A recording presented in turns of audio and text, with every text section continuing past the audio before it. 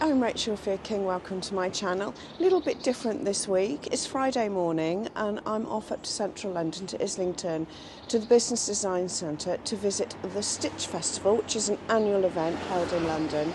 I always go. This year I'm going with my sister and my cousin. I've got a shopping list and a budget. We'll see how that works out. So I'm going to take you with me and then we'll have a catch up at the end and I'll show you everything that I've bought. Let's go. So I'm fortunate in that it only takes me about an hour to get into town. I always like to get there early. As you can see, there was a queue there. And these are shots later in the day. It just show you how busy it gets. So I think that's a top tip to get there really, really early. So this year, as you walk in on the very first area you see coming through, they've got this big Liberty stand celebrating the 150th anniversary of Liberty, displaying their beautiful prints. And I believe they've got a catwalk show tomorrow, that's the Saturday, which I'm going to miss, which I'm really annoyed about. But if you like Liberty, I've also got a video on my channel about their 150th anniversary and the range that they have actually brought out to commemorate it, which is as you would expect, an absolutely beautiful range. So you can do a bit of a deep dive there into Liberty on my channel if you are interested, and I will put a link in the description below. Also on this first area that you get to are Higgs and Higgs, and I think this is their usual spot because I think they were here last year. You may well be familiar with them. They have a beautiful range of fabrics, prints and plains, high quality, and there's a really good selection of stands on this first area, including fabrics, patterns. There's a really good stand with some great lighting options as well.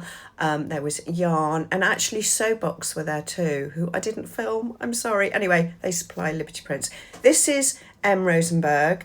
I bought a few fabrics from them. They're a favourite of mine. They always have some really, really interesting prints and high quality fabrics, in my opinion. You don't have to buy fabrics on the rolls. You can buy fat quarters for crafting, or dupion rolls or organza rolls that you can see here. Lots of yarn stands. These are Brian's Best Wools, I believe. Great name for a stand. And here, this is just a little overview in the middle. So you've got your big traders like M. Rosenberg. You've got people selling haberdashery as well. Rainbow fabrics were there. The jacket I was wearing on the day was in leopard print drill that I bought at their show at Alexandra Palace last year. This is another one of the big stands, spoilt for choice, especially prints. I think it's a really good place to buy prints. Purple Stitches were there. They have a great range of fabrics, and also bag making bits and bobs. This is Toft, the crochet design company, with their absolutely beautiful animals. At this stage in the game, it got so blue and busy, I just couldn't get close to film. I was in people's faces and it wasn't fair to get up so close to people. I went up to trend patterns upstairs. You can see how busy it was, but it's not just about the stands. There are lots of workshops there as well and demonstrations. Patrick Grant was there actually when I was there. I didn't get a glimpse of him, unfortunately. There's also a dressmaking competition. So there's an awful lot going on. So I'm at Liverpool Street on my way home. I'm so tired. It was a really, really great show. I had a great time. The best bit by far was meeting some of you guys. So thank you to each of you who came up to say hello to me. You absolutely made my day. It was fantastic. Thank you so much. I bought a few goodies. I bought some fabrics and some patterns. I got talking to lots of really interesting people, saw lots of great stuff. It was really, really busy. There was a real buzz going on there, and it was great to spend time with my sister and my cousin as well. I'm on my way home now, so when I get home we're going to have a catch up, and I will catch up on various things that are going on, but the main thing is I'm going to show you exactly what I bought at the show. So I'm just going to start this catch-up quickly with a few top tips for visiting the show. Obviously everybody likes to tackle things differently, but this is the way that I usually tackle it. Get there early, I say. It gets extremely busy, as you can see from the video. A lot of the stalls like Rosenberg's and Fabric Godmother, as it got to the middle of the day, they were absolutely rammed because they're so incredibly popular. So go to those first. I bought some things from Rosenberg's at the beginning and the end of my visit. The beginning was you know, quite a quick experience, but later on in the day when I went back and bought something else, it took longer. And it's not a criticism of them, they were just extremely busy.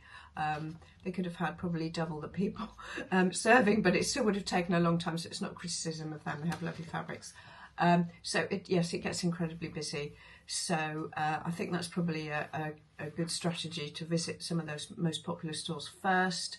I took lunch, well we took sandwiches. Sounds like a school trip, doesn't it? But the catering options are fairly limited, so we found some chairs and we sat down with a cup of tea and our sandwiches, so it's just quick and easy. Next time I would take some kind of wheelie case that I will put in the cloakroom, because I nearly dislocated my shoulder carrying it all home. It was so heavy, honestly. Too much shopping, it's my fault. I went way over budget. Anyway, that's another story.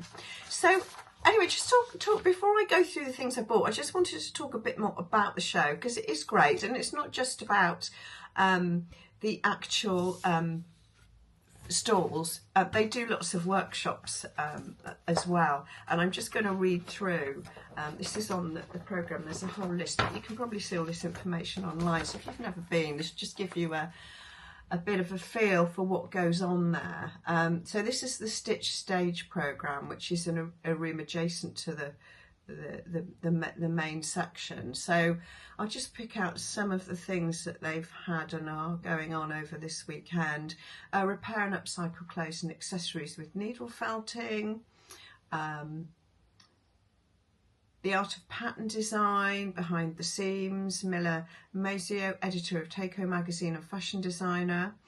3D Crochet for Complete Beginners with Kerry Lord of Toff Studio.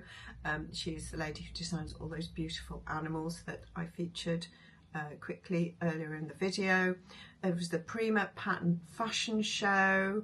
What else? Oh, not forgetting a question and answer session with Patrick Grant, no less. I missed that.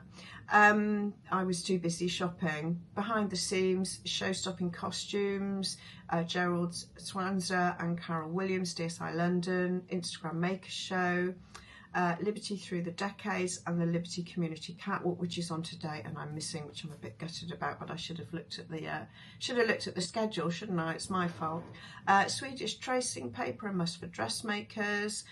Dressmaking competition finalists, catwalk show, and winners announced. So there's so much going on there, and it's not just fabrics, it's yarns, it's craft kits, it's needlepoint, it's amazing, the newest sewing machines and equipment, and it's all under one roof. And I was looking at some of the stats, and I think the average amount of time people spend there is something like 4 hours and 45 minutes, which I can believe, and I think the average spend in their stats is in excess of £100, £130 or something like that. So it just goes to show what a popular pursuit and hobby it is, the whole stitching scene. Quite interesting, I think. So yeah, that's my overview of the show. So anyway, if you're into sewing, stitching, crafting, I thoroughly advise a visit there. It's great. So I'm now going to talk about the things that I bought. Fabrics, M. Rosenberg, I'm a bit of a fan of their fabrics. They have a huge variety of beautiful prints, absolutely beautiful prints. Now these two prints I'm going to show you first, I've been looking for prints in this style for 18 months to 2 years, because I have a Zara shirt in a border print and I wanted to replicate that style, and I'm going to just stand up because they're quite big prints and you're not going to be able to see the repeat. They're scarf stroke border prints. This one's first one's on cotton voile. You can see it's got a massive repeat. I hope you can see that. And it's this is 100% cotton voile. I'm going to make a shirt in it, like an overshirt. It would be nice to make it for when I go away, but I don't think that's going to happen. But I'm going away again later in the year, so I will possibly be able to wear it then, because it's really a summer garment. And then a similar look, but this is a monochrome print, and this is a polyester twill, really fluid. I bought 3 meters of this, bought 2 meters of the last one, and again it's a scarf print or a tile print. And can you see the size of the repeat? So you've got two across the width, and then I've got 3 meters of it. So there's all sorts of different ways you can use that scarf print and border. Could be quite interesting.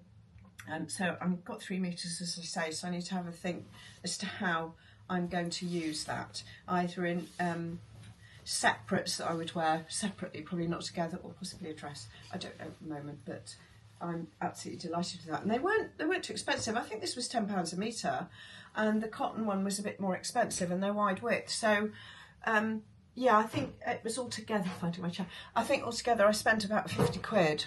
And I've got just over 50 quid, and I've got 5 meters of beautiful fabric, which I think is brilliant. This next one also is from M. Rosenberg. I bought this later in the day. I hadn't spotted it when I was there earlier. Right, I'm going to hold it up in front of the camera. Have I got it the right way around? Yes, I have. Okay, it's a nude coloured lace. I think it's really pretty. I made a video about how to make a lace pencil skirt. I'm going to do the same thing with this, but a bit longer, a bit more of a midi. And I think I've got a sort of a jersey tank in this kind of nude colour that it will go with. So I'm going to take that away. I'm hopefully going to make it and take it away with me. I just thought that was really pretty. And I think this was not, I can't remember how much it was. I don't think it was overly expensive. This is classic corded lace, so I need to get some lining to interline it so I can mount it on that and then line it with as well. So probably a trip to Walthamstow Market to find a matching lining for that this week. So those are 3 fabrics that I got from M. Rosenberg.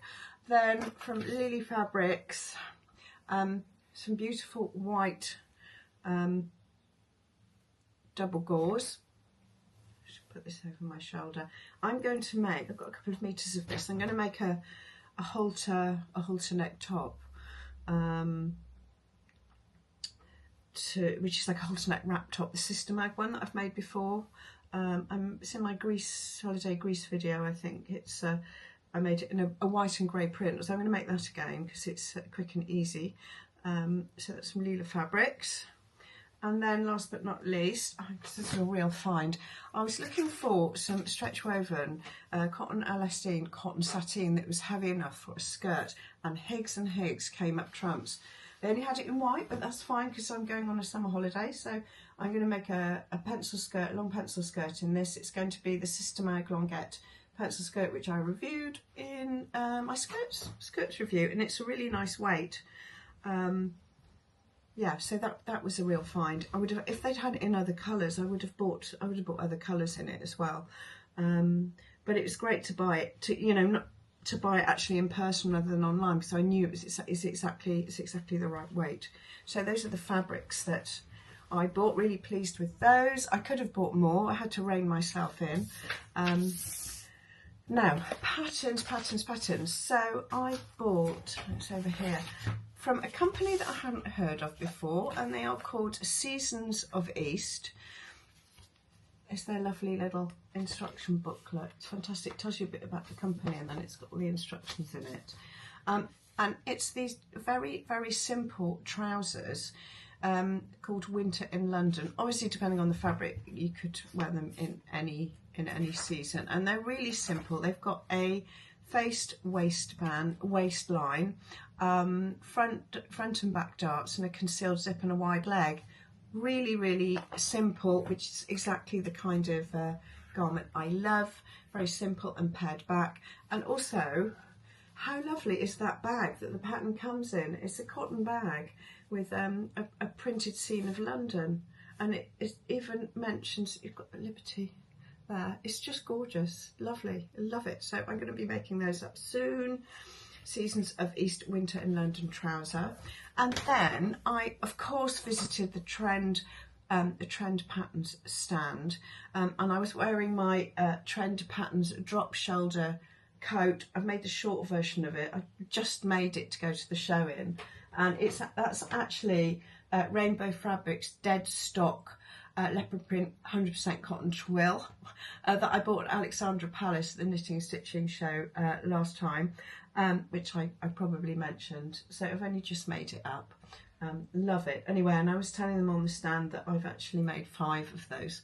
So I think I'm a bit of a drop shoulder coat super fan, but I do love that pattern. It's an unlined pattern, but I've lined that. I've lined it with a black cotton poplin, so it's all 100% cotton. But anyway, sorry, I'm waffling. So Trend Patterns had a new pattern which I hadn't seen before, and it's this. Put an infographic. It's a tie shirt, and it's also a dress, and they had both the shirt and the dress version on the stand. You might be able to catch a glimpse, you caught a glimpse of it earlier on in the video very quickly. So both the dress and the shirt have this tie front detail, long sleeves and the exaggerated cuff. The shirt's got a centre back inverted pleat, and then you've got pleats at the back of the dress, and you've got the shirt tail hem, which I think is quite fab, and an option of a stand collar or a shirt collar. I can't wait to make that up actually. I'd like to maybe make a sleeveless version to go away with, but I've just got so much to do. I don't think it's going to happen. So yeah, so that's my second pattern that I bought, and that was all I bought, and that was, well, she's quite enough really for the moment. I've got a massive stash and I have got loads of patterns, so I didn't really need anything, but hey ho, it's not really about that, is it? Yeah, so I hope you found that interesting, and you enjoyed it, and maybe it's useful if you're going to visit the show over the weekend, because this is going out on Saturday and the show is still on tomorrow. Please put comments below of your experience of the show and if you enjoyed it. Thank you very much again to those of you who came to say hello to me. Genuinely made my day. It was lovely. It was quite unexpected. It was really nice to meet you. And I will be back. I'll be back next week with my Wednesday video. I've got no idea what that is at the moment. Well, I've got a few ideas, but I haven't yet decided. Anyway, I'm waffling on now. So please like, share and subscribe. Please give me your feedback if you've been to the show. And I will see you next week. Bye.